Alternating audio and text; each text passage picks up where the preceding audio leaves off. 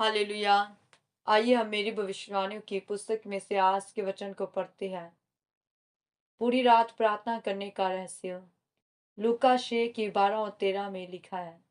उन दिनों में वह पहाड़ पर प्रार्थना करने गया और परमेश्वर से प्रार्थना करने में सारी रात बिताई। जब दिन हुआ तो उसने अपने चेलों को बुलाकर उनमें से 12 चुन लिए और उनको प्रेरित कहा।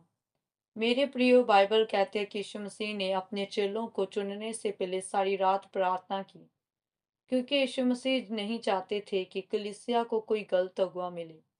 यीशु मसीह जानते थे कि उनका धरती पर जीने का समय सीमित है, कि मुझे क्रूस पर चढ़ना है और मरना है, फिर तीसरे दिन मुर्दों में से जी उठकर फिर से 40 दिन तक प्रचार करना है और 41वें दिन स्वर्ग उठा लिए जाना है। फिर अंत के समय में अपनी कलीसिया को लेने आना है। अर्थात उन्हें ये पता था कि उनके स्वर्ग उठाए जाने के बाद उनके चेले परमेश्वर के काम करेंगे।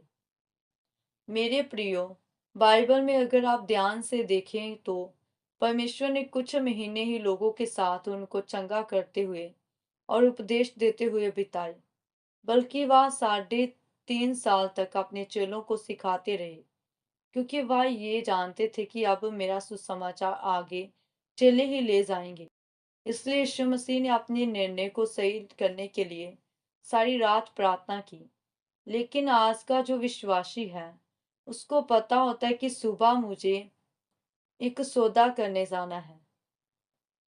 फिर भी वह रात भर फोन पर लगा रहता है, फेसबुक पर, व्हाट्सएप पर या सारे दोस्तों को इंस्टाग्राम पर चेक करते सोता है। फिर अपने जीवन में वह गलतियां करता है और अपने इल्जाम दूसरों पर लगाता है और बोलता है कि मुझे गलत व्यक्ति मिल गया, या मुझे बिजनेस पार्टनर सही नहीं मिला, या उस व्यक्ति ने मुझे धोखा दे दिया है। परियो, यीशु मसीह जानते थे कि मैं अपनी असफलता किसी और के ऊपर लगाने की बजाय ये अच्छा है कि मैं सारी रात प्रार्थना करूं और परमेश्वर से उसकी अगुवाई मांगूं, ताकि मैं कोई गलती ना करूं। लेकिन आज कैसे विश्वासी है जो अपने जीवन में निर्णय लेने से पहले प्रार्थना के साथ नहीं जाते, क्योंकि ये प्रार्थना का विषय है।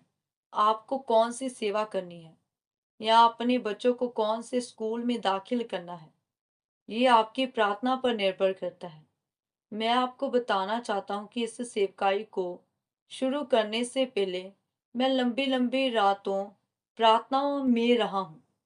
मुझे किस तरीके से शुरुआत करनी है, कहाँ करनी है, कैसे करनी है, मुझे कुछ भी नहीं पता था, क्योंकि परमेश्वर का वचन कहता है कि प्रार्थना छुटकारे को लेकर आती है।